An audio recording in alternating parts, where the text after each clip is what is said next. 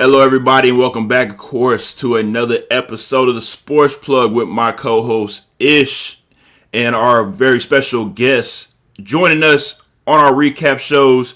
That man Dooley out in California. It's very early over there, so I appreciate you for joining the show, that man. What's going on, everybody? Thank you. Appreciate it, boys. Thanks for having me back on, man. Yes, sir. You already know we're going to talk about these picks that we made on Friday. And I apologize. Saturday morning, I apologize. And if you are, of course, a first-time watcher or recurring visitor to the show, please make sure you like and share the broadcast. If you are on YouTube, you know what to do. Press that subscribe button and hit that notification bell. Hit it for me, Ish. Ding. Yes, sir. And if you are on Twitch, please make sure you go ahead and follow, subscribe, do all those twitchy things on Twitch to make sure we get this broadcast out here and flowing through the interwaves already then. And with that being said, gentlemen, welcome back to another episode of us recapping another week in the NFL, the divisional round recap. Hey, looks like somebody here went 4-0. Looks like we're gonna have to talk about the one loss that my gentleman put out here. We gonna get into that because somebody on this stage was texting me talking about, hey, this Ravens Bills game is very important, and it was according to our ranking. So at the moment now we are all tied up moving into these conference championship games. We're all tied up. Hey, you can feel the type of way, but we all tied up moving to the conference championship games. You can wait for that, huh? No, we're all tied up now. Hey, I'm just pointing out the facts. And with that being said, let's go ahead and talk about the first game of the divisional weekend. The Rams versus Packers. The Packers took care of business playing in the frozen tundra. It wasn't as frozen as it usually is, but Aaron Rodgers and the Green Bay Packers, with that bad man, took care of business against the number one defense in the league. And unfortunately, we did see Aaron Donald not 100%. So at the moment, it went from being the number one to maybe dropping a couple of slots to about the third or the fourth. Because without Aaron Donald, the defense is a very different animal. And we saw that playing out on Saturday. Ish, did this game go exactly the way that it was going to go for you? Or did you expect a little bit more of a fight from the LA Rams? No, I mean, in a way, it went the way that I thought it. So let me just say it like this. So the offense of the Rams did exactly what I expected them to do. Absolutely nothing. The defense of the Rams, it kind of surprised me a little bit because they did try to have Jalen Ramsey follow Davante Adams around, which, it kind of worked out. It kind of didn't and the Packers played well off of that. I feel like they came out game plan for that. Even the touchdown that Davante Adams had where it was kind of like a pick route. That was a great drawn up play right there. So they did kind of scheme for that, but it was really the rest of the receiving corps stepping up and making plays. And also that run game that made the difference. And like you said, Aaron Donald was hurt.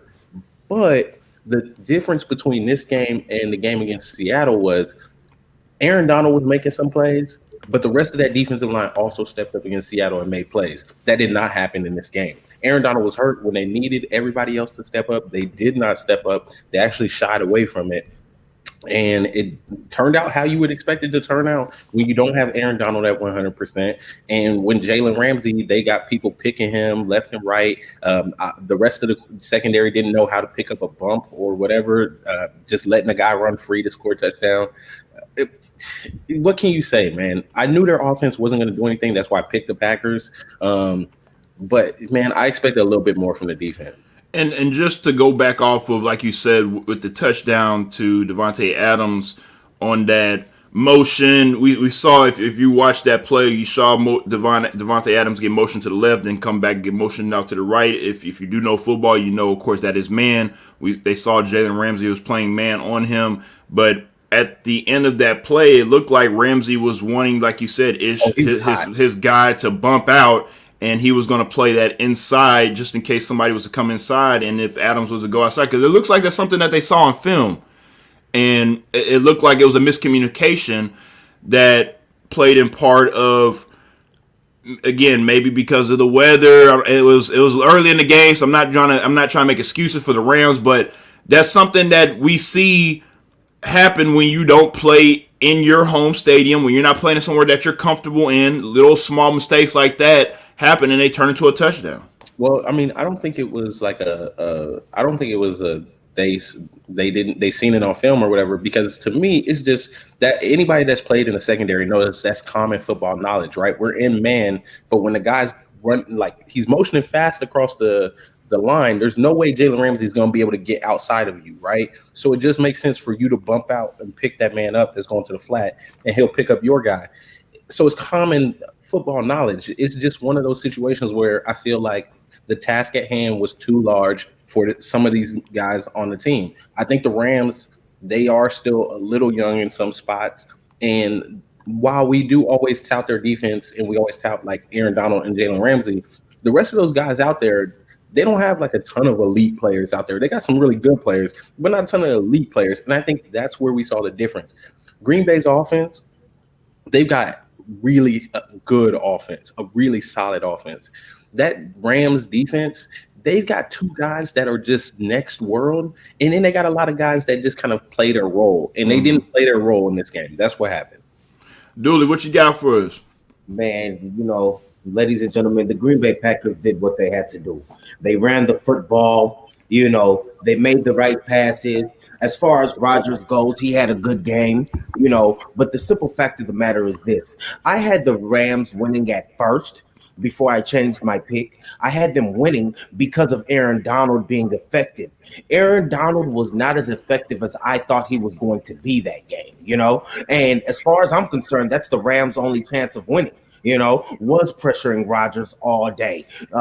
First, second, and big time third down plays. Because as you know, Donald is pretty much unstoppable. He's pretty much the best defensive lineman we've seen since J.J. Watt 5-10 years ago, So, and it's like, it's pretty dominant what we're seeing from him right now. For sure, first ballot Hall of Famer, whether or not he retires now or whenever he does decide to retire, But honestly, another reason why I think the Packers won was based off pressure. They had the most pressure to win, in my humble opinion. And sometimes, pressure bursts pipes. Sometimes they don't burst pipes, And the Packers did a great job of not letting the pressure get to them, and coming out and playing great football. By the way, did Lambeau have no fans, or is Lambeau one of those stadiums that is having a couple fans at the moment? They had at the moment 9%. They had 7,439 fans in attendance. 3,000 were medical workers. For people that were, of course, dealing with COVID and fighting the COVID situations out in in the medical field, and the rest were family and fans. Nice. Okay, so the reason why I brought that up was just to see the statistics on that, to see if they did have some kind of a crowd cheering them on. You know what I mean? Which they did, and 7,300 or whatever that number you said, that's enough people to get a team going. What I mean? It's funny that you say that, because not just in this game, but also in the Buffalo game, they spoke about that on the announcers, and during the game, they said that even though if it was only 8,000, 9,000 people there, it felt like it was 60,000 people. And they weren't saying it to just be funny. They were saying it because it really was that loud. And I also feel like as well, and we'll talk about this game very shortly, the Bucs and the Saints game. That is another reason why I picked the Bucs, because the New Orleans Saints, the reason why they have such a great home field advantage is due to the fans. Every time you hear any game going on in New Orleans, you hear all the time that I can't hear because it's so loud in New Orleans, Arrowhead, Seattle. Certain home fields have certain home field advantages due to the crowd. And I just felt like because they weren't there, same thing in Minnesota, same thing in certain other places in the NFL, it messed up their home field, besides the advantage, but like having an extra man on the field. That's why they call it the 12th man in Seattle. It really is like having another man on the field. And with the Packers, I agree with you as well, Dooley, when it comes to them having, of course, the more pressure on them than the Rams. Because if Rodgers was to lose his game at home, we would have the same conversation. Dooley, you said it before. You know how we bring up Rodgers being the GOAT. He only been to one Super Bowl. You're correct. You got to go to more. We got to go to more. So this is his opportunity. This is his first ever time in his NFL career hosting a conference championship game at home. So this is his opportunity going up against who we call the GOAT. And we'll talk about that very shortly. For Aaron Rodgers to change the narrative and maybe say maybe it's his era now. Tom Brady is on his way out. Maybe A-Rod can get him a couple Super Bowls before he get out of here as well too. But he's going to have to slay the dragon in Tom Brady very, very soon. Absolutely. And if he doesn't slay the dragon in Tom Brady, I feel like his career is actually going to be hurt even more. If you beat Tom Brady, I think that would be very impressive and help Rodgers' case as far as being one of the best to ever do it. You get what I'm saying? You can't have Tom Brady come into Lambeau and beat you, Rodgers. It just looks really bad. It does. It does. Let me be honest. The Packers have the most pressure to win it from anybody, because you got to look at the last decade of NFL football. The Green Bay Packers have been one of the best teams of the decade. But the fact of the matter is, how on the regular they only make it to about the divisional. They kind of like the Saints. They kind of like the Saints, but I'll say the Packers have been more successful than the Saints. But continue, Ish. I disagree with the they have the most pressure, because anybody who is paying attention to the two teams that are matched up in this conference championship game, bruh, how do the Packers have more pressure with Aaron Rodgers' receiving core versus what Tom Brady has in Tampa Bay? Like, come on. We can't sit here and act like Tampa Bay is not going to be the favorite, even going into Lambeau. I don't think they're going to be the favorite, though. It got to be Aaron Rodgers. It got to be Aaron Rodgers. Yeah. You make that face all you want to when the line comes out in another day or two-ish. We're going to post it up on the Sports Plug Facebook page, and we'll let the people know that Aaron Rodgers and the Green Bay Packers will be a favorite heading into that game. Sure. Okay, go ahead.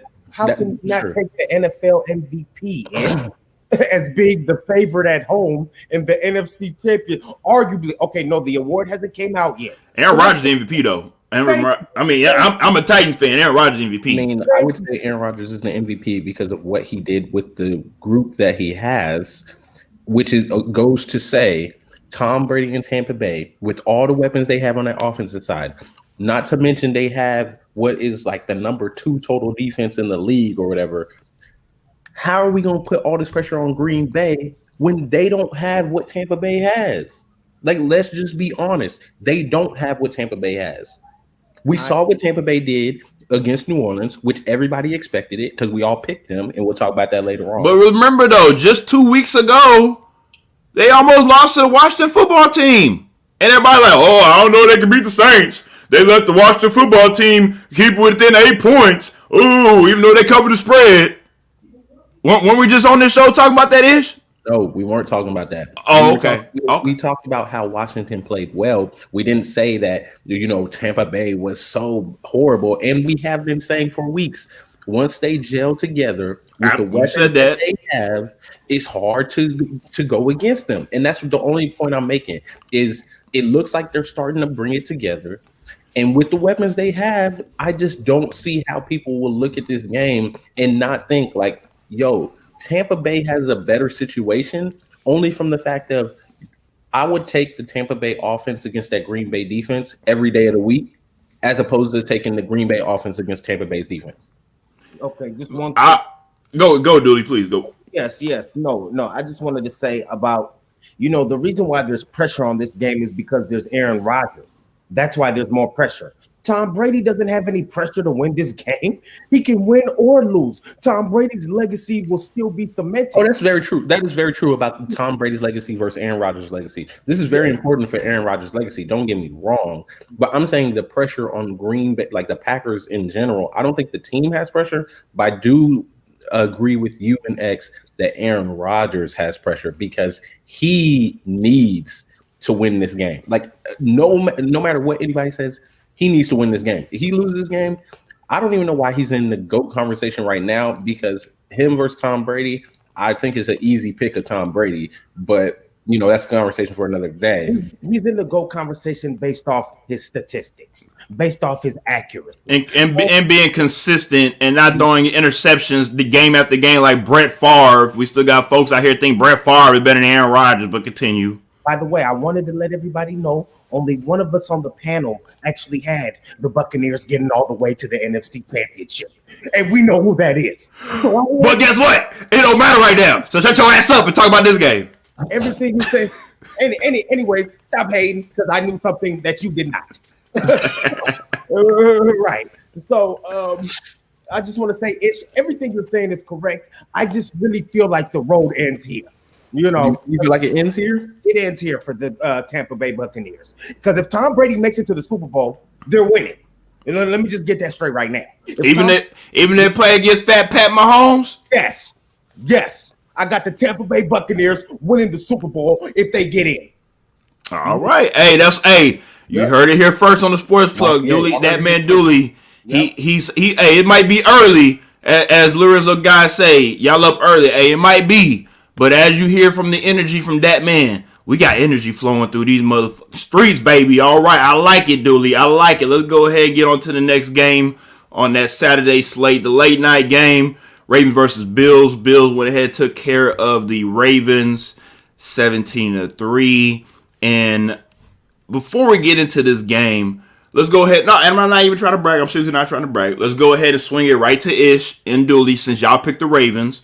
I want y'all to seriously give us y'all's perspective on what y'all saw with the Ravens and also moving forward with the Ravens. What are they going to have to do on the offensive side of the ball to get it together? Because this is now 2 straight years of playoff losses that you pretty much, again, the defense stops the run and you have nothing else to show for it. So, Ish, moving forward for Ravens, if you're a Ravens fan watching, what would you like to tell them on how to make their offense a little bit better? I mean, they were almost there, to be honest. You just got to keep – I believe if you're the Ravens, you continue to trust in Lamar Jackson. You continue to develop him as a passer. And I feel like every year he's gotten a little bit better. He's getting closer. He needs the same time that we give to Sam Darnold, the same time we give to Jared Goff, Jimmy Garoppolo. All of these guys that we give all this time to that we say like, oh, they just need the experience. They need to develop. We need to allow Lamar Jackson that same we got to give him that same, patience, because the problem is, since he's a great athlete, people are going to be like, oh, well, it's not working. Clearly it's not working. And they're just going to want to move on from him. But you got to allow him that time to continue to learn how to read defenses. Give him the time to continue to learn how to go through his progressions. I think that this game, honestly, it came down to those 2 missed field goals by my man Tucker, because it's a different game. If they go up and if they make those 2 field goals and they go up, the run game, you saying they stopped the run. The Bills didn't stop the run. They did okay against the run, but they didn't stop it. They were running the ball. But when they missed those 2 field goals and then the Bills went up, it changed the game plan for the Ravens. Ravens had to rely more on the pass, and that's just, like we've said all season, that's not the Ravens' MO for winning. They are not a passing team. When they have to rely on Lamar Jackson to pass the ball, they're going to lose the game. If they are up, they probably win this game because the defense played well. 17 points from Buffalo Bills, which who would have thought Josh Allen in that offense would only score 17 points? I don't think very many of us going into the game were like, oh, they're only going to score 17. So the thing is, you just give the wind in Buffalo. Buffalo's weather, I think, played the biggest factor, and that's what it was. The Buffalo Bills got lucky. They missed the 2 field goals, which changed the complexion of the game. Because Lamar Jackson and the Ravens couldn't just run the clock out like they wanted to. And there you go. Buffalo, Josh Allen took advantage of it. Stephon Diggs, let me just say this. Hats off to Stephon Diggs. This has been a crazy season for him. He has come and just shown out. Anybody who's in Minnesota and you were like, oh, he didn't deserve the number one spot. Adam Thielen's better than Diggs. Well, man, do you have pie on your face? Because that man has gone to Buffalo and taken control. He demands double teams, and even when he gets double teams, he still makes the plays. His route running, a thing to behold. That thing of beauty. Man, he is on the next level. And to be honest, I'm a little nervous for my Chiefs having to play against him. Dooley, what you got? Man, so this game was lovely for the simple fact that a few things happen for the Ravens that don't usually occur. You got Tucker missing kicks.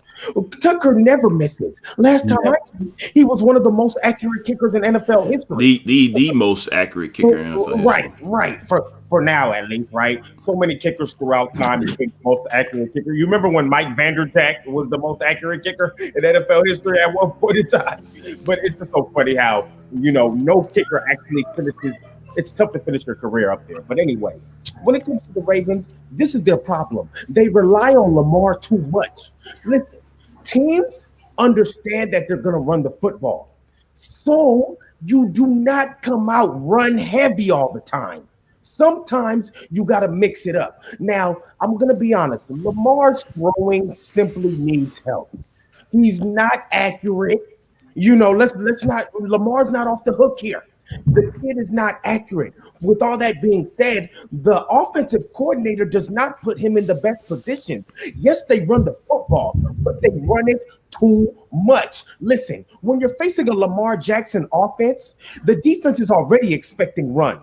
That's even more of a reason to pass more. Right there. But Dooley, if you're saying that he can't pass and can't pass accurately, when he does pass, it turns into a turnover. We saw that happen last week with the Titans game. Hey, come on now. I mean, they put him continue. They put him into positions that are, what's the word I'm looking for? They're obvious that he's about to throw. You get what I'm saying? What I'm saying, the formations are obviously the obvious run formations, and the route concepts. I would argue, like down there on the goal line when he threw the pick six, dude, running the slant with Andrews in the middle, where it's going to be jam packed. Like I don't feel like for somebody who struggles in the passing game, that's what you want to put him into. But what we are speaking on, Ish and Dooley, we're speaking on things that has gone on for the last 3 years. We know he can't throw outside the numbers. We know he can throw inside of the hash marks. My apologies. Inside the hash marks and running and throwing the ball to tight ends and running backs and anybody that's running a post or a slant. So with that being said, that these are just defenses seeing those things and being in the right spot at the right time to create these turnovers. And like Dooley is saying as well, yeah, we could talk about Justin Tucker missing 2 field goals. Yes, we could talk about the win in Buffalo. Yes, we could talk about this, that, and the third.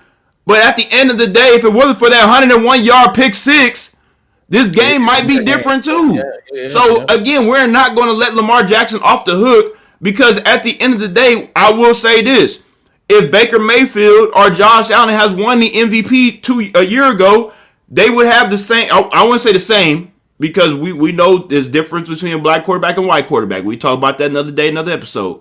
But what I'm saying is, when you won the MVP at that young age, you thought people weren't just gonna let you ride. No, you have to come back the next year and play even better. Just like what they do with Steph Curry when he became unanimous MVP. A lot of people didn't think that he deserved that, but he did. I mean, he got the trophy, and now a lot of people feel like, okay, you got to do what you did a couple years ago again this year because now this is your another opportunity to prove to everybody that we didn't give you the MVP for no reason. Because that's the case, let's go ahead and give it to LeBron every year.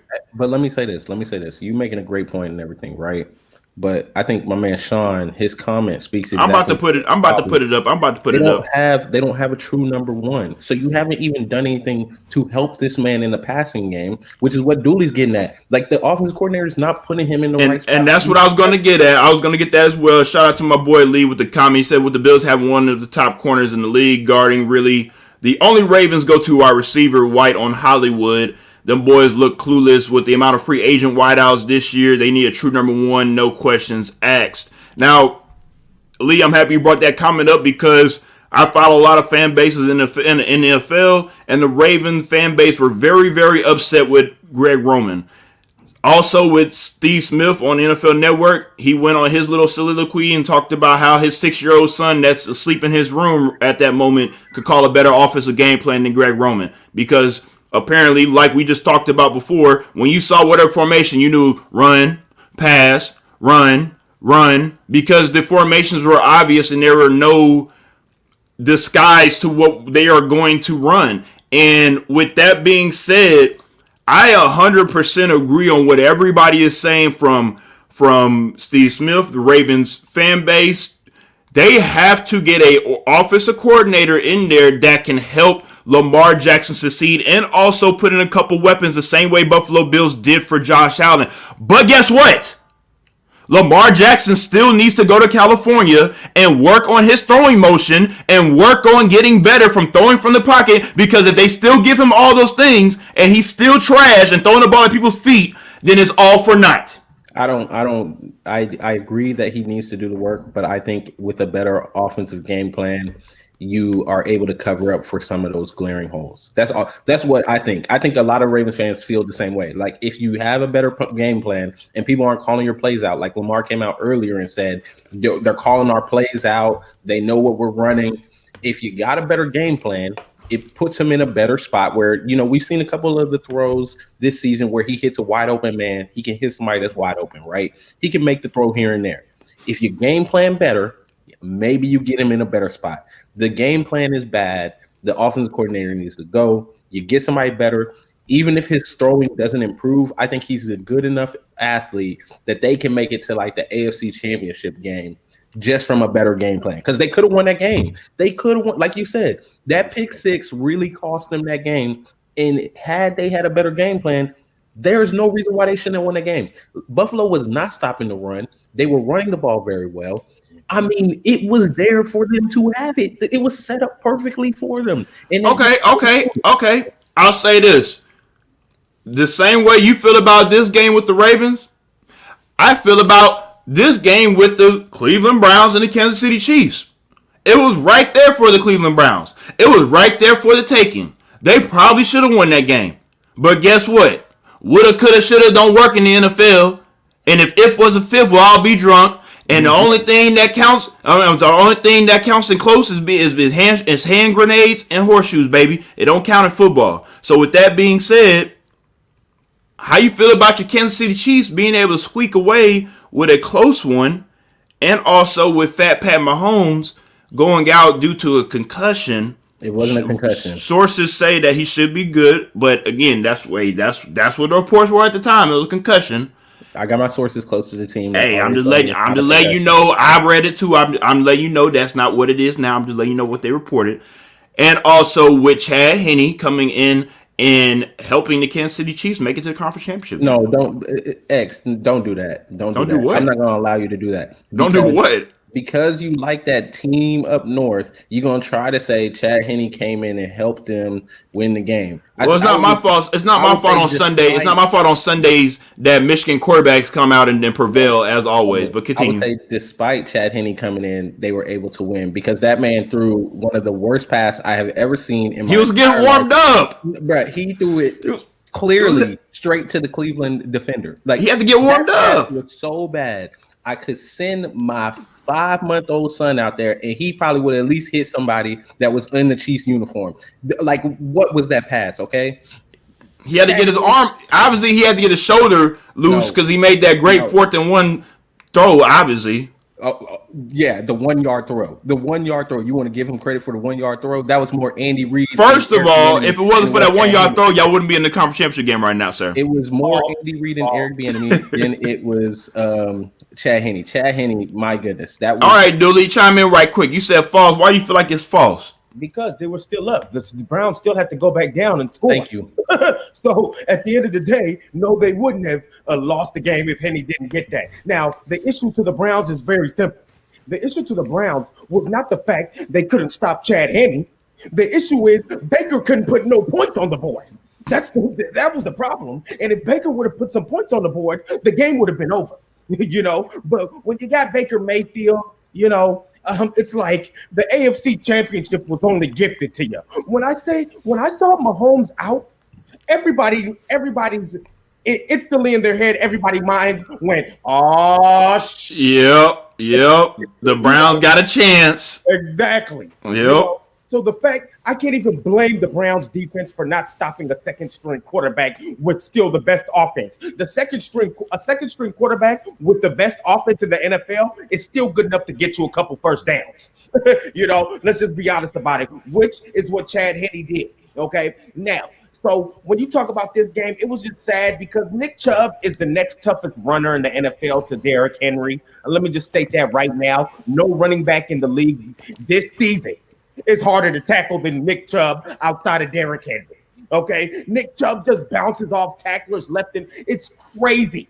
Him and Kareem Hunt have a great running style. It's like they run through you. They run through you to embarrass you. Kareem Hunt had a nice couple carries as well too. Right. A nice couple carries. So the Browns came to play football, okay? They did. They came to play football. They just didn't succeed.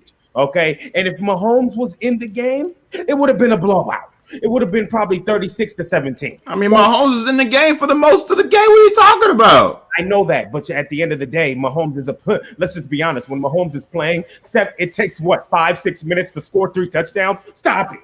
If Mahomes was still in the game, this might have been a real blowout.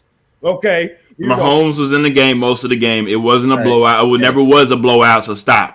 X, let me just say this. Okay. I'm listening. You need to start putting some respect on my defense. All right, Lee. First of all, Dirty Dan had a missed call that everybody and their mama saw. But of course, since we're not calling things out here, we call the national championship game, right? We're gonna call them in the Clemson. The Clemson and Ohio State college football playoff semifinals game. We might as well call it NFL too. Am I wrong? I mean, I thought we was out here protecting player safety. We're not doing that no more. So now continue. Continue. Harp on one missed call because I ain't harping. I'm just telling you what we saw. When they still had the opportunity and they lost it. Okay, the Honey Badgers stepped up. You talking all that mess about Nick Chubb and whoever else, bruh. Nick Chubb ran for 69 yards. Mr. Kareem Hunt, who said it was personal for him, ran for 32 yards. He got him touchdown too and slept on y'all ass. So and he's gonna be sleeping at home. He's gonna be sleeping at home this week, isn't he? That's okay. Fine. That's so fine. Anyway, the running game that everybody touts as being the best running game, that defense came out, stopped that running game. Baker Mayfield wasn't able to do it was all on Baker's shoulders, and Baker wasn't able to carry them to the victory. Okay. The Chiefs, I've been telling y'all all year, and you always bring this up like, oh, y'all barely won this. Y'all barely won that. Y'all didn't do this. How many times do I have to tell you? The Chiefs this year, the motto has been simple. We're going to do it just enough to win the game. That's all we have to do. We just got to win the game. We're not trying to go out there and show them everything. We don't want to blow everybody out. The objective is to get back to the Super Bowl and win the Super Bowl. So instead of showing y'all all of the magic, we're going to do enough. We're going to beat you. We're going to move on. And that's exactly what happened in this game. We did enough. We beat them, and we're moving on. And we're going to do the same thing this week coming up. We're going to do just enough to win the game. We're going to beat them, and we're going to move on to the Super Bowl. And then when we get to the Super Bowl, then we can let it all hang out, and we can blow people out all we want to. But against Tom Brady. What we need to do. Against Tom Brady. Well, not against Tom. It don't matter who comes from the NFL. He said it don't matter, Dooley. It don't matter who out there. It sounds good. It sounds good. Yeah. It doesn't matter who comes from the NFC. That defense is, bro. The Chiefs defense still gonna stop whoever, man. They're gonna stop hot A-Rod right now. Hey. They're gonna stop hot A-Rod. No, I can't wait. Look, we're gonna have this conference. We're gonna have the Super Bowl. Trust me, we're gonna have Super Bowl preview show plenty of times, and we're gonna have this conversation. Oh, don't worry. Let me go ahead and put this comment up right quick. Lee says, when the Chiefs defense locks in, it is incredible. Everyone in the world last year said the Chiefs can't stop King Henry, hold him 60 yards. Then Chiefs shut down the Browns running game. Chubb to 60, Hunt with 30 yards. Incredible. Exactly. King Henry's quarterback sucks. Yeah, he sucks. And so does Baker Mayfield. So let's see them shut down somebody with a quarterback. Okay? Then we'll see. Okay? So, yeah. Okay. Tannehill's mediocre. That's fair enough. We got Josh Allen coming up. So it can be a very interesting AFC Championship game. So we'll see how it goes. All right. Hey, this was the matchup. GOAT versus GOAT. You know, we hyped it up. Unfortunately, Ish wasn't here to talk about this on the preview show. But this was the game. You know, we really wanted to see what. Look. Okay. Coming into this game, we already know what Brady was going to do, right? I mean, Brady's been there, done that. Brady don't poop the bed when it comes to certain games like this, right? Mm-hmm. Drew Brees, on the other hand, we needed you to show us something. Same way with Aaron Rodgers coming into this NFC Championship game, right? So, with that being said, same way we talking about legacy-wise with Aaron Rodgers, Drew Brees, Tom Brady, this was a legacy game for Drew Brees, and you failed. And we're not. It doesn't change the narrative of Drew Brees because people are still going to look at him a certain way, but you definitely could have helped your legacy to be able to beat Tom Brady and maybe go to another Super Bowl and maybe even win one. That would have helped. I think that would have made a better storyline this year winning one than it did in 2009 maybe, even though with everything going around with Katrina. So with that being said, the way that Drew Brees looked away and looked back at the field when he walked out walked out of the tunnel, is that something that we can also say that maybe Drew Brees might want to have a run it back tour and sign a 1-year deal with the Saints or maybe whoever and say that I can't go out like that and I have to beat Tom Brady one more time or just get back into the playoffs? Because again, that's, you know how some of these athletes are. They just can't go out with an L like that. So, Dooley, I'll start off with you. Do you feel like this is something that Drew Brees might take into the offseason and really consider coming back instead of retiring? Because reports are saying that he is supposed to retire and become a color commentator with NBC Sports. Yes. Absolutely not. Brees has had a long career. It's time to hang it up, go home to the wife and the kids. Okay? For God's sakes, the Saints have also been one of the best teams in the NFL ever since Drew Brees just about got there. Now, let's talk about what they've actually done. They've only been to what? 2 NFC championships in that span? One they lost, one they won, a Super Bowl, which they won, but they never quite got back. We always expected the Saints to get back to the Super Bowl because of this quarterback, you know? So the fact it hasn't happened yet, it's almost like, man, hang it up at this point. He's older, you know, same with Rodgers. Rodgers is a little bit younger though. So Rodgers has a couple years left as far as playing goes. You get what I'm saying? Now, Brees can still play, but it's at the point like he has nothing to prove. He can only make things worse, in my opinion, because the Saints aren't winning the Super Bowl anytime soon. So, yes, going back to what you said, if he has anywhere to go, it can't be the New Orleans Saints. I think maybe he needs to come back to a dominant team and see what happens there. Because it's not with the Saints. It's not going to work. They've tried long enough. For God's sakes, 4 of the last seasons have been 7-9 seasons for the New Orleans Saints. That's pitiful when you talk about the type of quarterback they have. How can you have 4 7-9 seasons in the last decade? Peyton Manning didn't ever have a 7-9 season. Tom Brady, just a couple other greats that Drew Brees is compared to. You know, true. When's the last time Aaron Rodgers had a 7-9 season? I don't know. But the New Orleans Saints have not done a great job blessing Drew Brees in the proper situations and giving him the right. Well, I don't know, man. It's tough because he has had a good offense. He's always seems to have a good receiver, you know, and the defense finally steps up. That's what's so sad about all this. They had a great defense this season, but obviously Tom Brady and the Tampa Bay Buccaneers said, you know what? Screw that defense. We're going to score a couple touchdowns and we're going home. Okay. And we're off to the NFC Championship. Just give you a heads up, Dooley. Last time the Packers were 7-9 was 2017. Oh, so the Packers. Okay, and how many 7-9 seasons has he had the Packers this last decade? Just for the record, 2013, 8-7. 2000 he came in after that. So yeah. Only my bad. In 2018, 6-9 as well. Okay. So the So I Packers. remember he had two. That was the reason why Mike McCartney got fired. They had those 2 bad years. Mike McCartney got fired. Matt LaFleur comes in, and now they're off and running 2-13-3 regular season. Records, and now a trip to the NFC Championship game.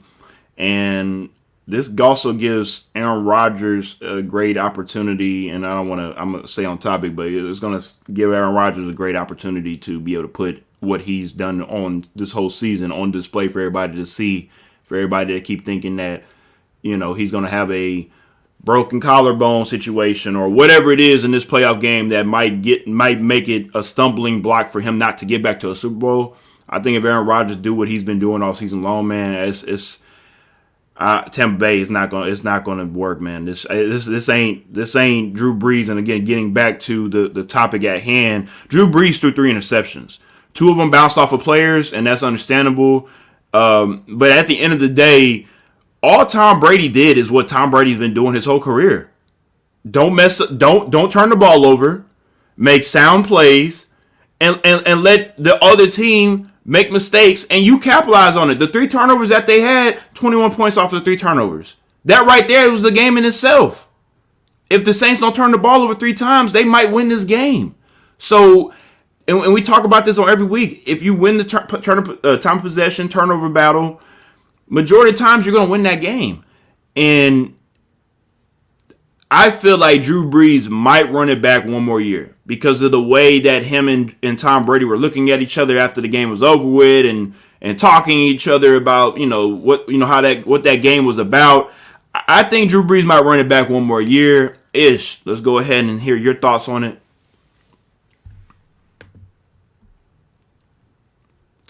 Like he got muted. No. He's not going to run it back another year. I think he realizes as well that it is done. It's over. I think the injuries have started to take a toll on him. He didn't even look like the same Drew Brees coming back after the injury, which is why I picked the Buccaneers, because everybody was saying like, oh, the Saints last time they waxed him. That was a different Drew Brees. That was before the injury. He's been injured too many times. He's constantly getting injured. This is the second year in a row where he's missed significant time. And I mean, how many times in his career can we count him missing significant time with injuries? I think it's taken a toll on his body. We can see it. Everybody can see it on film. He's not the same Drew Brees anymore. And I think even he realizes that he's not the same Drew Brees, that maybe it's time to hang it up. And that's why I think the rumors started going around that he was going to retire and everything, because he himself, he was like, you know what? After this latest injury, I don't think I can do it anymore. Like Dooley pointed out, the defense stepped up this year. They were a really good defense. A lot top five defense. And if Drew Brees is Drew Brees of the past, this team makes it to the NFC Championship game and probably gives Aaron Rodgers a run for his money to go to the Super Bowl. So the fact that Drew Brees was the reason why they didn't get as far as they should have, because again, in this game, they were in it for a long time. And the difference was the 3 picks by Drew Brees, no picks for Tom Brady. So I feel safe in saying the reason they lost the game, Drew Brees didn't play that kind of Super Bowl caliber quarterback football. That being said, I think he will realize that and he will pass the torch. It's done. The only reason why I would see him coming back is if he talks to people within the organization and the organization doesn't feel comfortable with where the quarterback position is within the organization and need him to be like one more year, bridge it to the next one. Because if Bridgewater had stayed, I think maybe they feel a little more confident and they're like, okay, yeah, Drew, you can move on. The fact that Bridgewater left and then they brought in Jameis Winston, who clearly, I don't care what anybody says, clearly he didn't live up to their expectations, because when Drew Brees went out for all those weeks, they played Taysom Hill instead of Jameis Winston. And that's what I was going to get at as well too, Ish. I appreciate you for bringing up Taysom Hill. Taysom Hill was out this game due to injury, and I feel like if Taysom Hill played, he might have been the X factor to be able to help the Saints win, because on offense, when you utilize him, it seems like to me it opens up the Saints of the offense. And when Michael Thomas had 0 catches, when you're not able to get your guys going, it's not the right type of offense that you expect to put out on the field. So now you got to force things, and I think that's what Drew was doing. I think he was trying to force things that weren't there, And with, like you're saying, with Taysom being there and also Jameis, the only way that they scored a touchdown on offense was because Jay put Jameis Winston in to throw. Play. Yeah, on a trick play. And that's what, and I agree with you. That's what they're going to have to figure out for the Saints organization and what we're going to do at quarterback position. Are we going to give the reins to Jameis? Are we going to give the reins to Taysom and let him be a gadget quarterback? Or are we going to have to bring back Drew to make this a 2-3 quarterback system, which we all say all the time in football? If you have 2 quarterbacks, you have none. So for the Saints, they have a lot to think about in the offseason, because if they bring Drew Brees back, I don't know if it's going to work. I think they have to go ahead and move forward. Now, the question is, what do they do? Do they go ahead and look in the draft for it? Do they stick with Jameis? That's the big question next. And I think that's the question that's going to loom over whether or not he retires. Is I feel like he loves that organization. He wants to do right by that organization. And I feel like if within the organization they don't feel like they can move on from him and go to Taysom Hill, or they can't move on and go to Jameis Winston, or they can't put a package together to possibly trade for Deshaun Watson, or, you know, another quarterback that they have more confidence in, I feel like he's probably going to come back one more year just to help the organization out, because that's the problem. Like, you don't want to – I don't think he wants to put them in a bad spot. And I think that's why he even came back this year, because when Teddy left, I don't feel like they felt like Taysom Hill was the guy. I don't feel like they felt Jameis Winston was the guy. So Drew Brees came back, because really you could have made an argument that he could have just left last year and been done with it at the end of last year if Teddy Bridgewater stays. But Teddy Bridgewater leaves, you come back, you get to this point, the divisional round, and then you cost the team the divisional game. I don't know, man. I think he's done. He knows he's done, but I think the organization may put him in a spot where he has to come back. That's the only way I see him coming back. Dooley, what you got? Man, basically, I honestly, if I was Breeze, I wouldn't even want to come back to that organization, you know, because they're not everything they claim to be. You know, for one, you got to understand. After he retires, I hope they get what they get.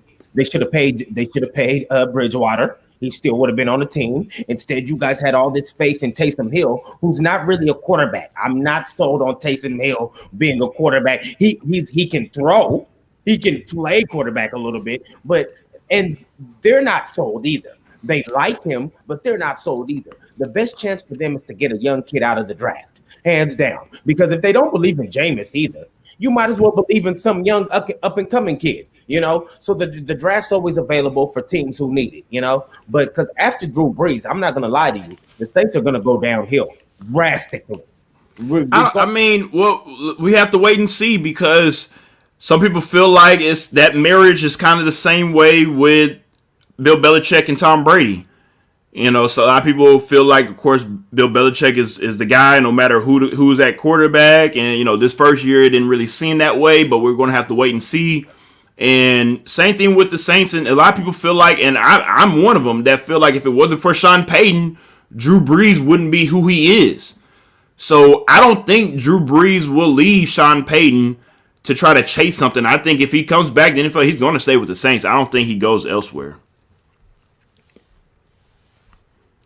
But anything else we got to say before we get up out of here for today? Because hey guys, this is a wrap for the I guess we can say the appetizers, right? You know, now we into this is the entree now, baby.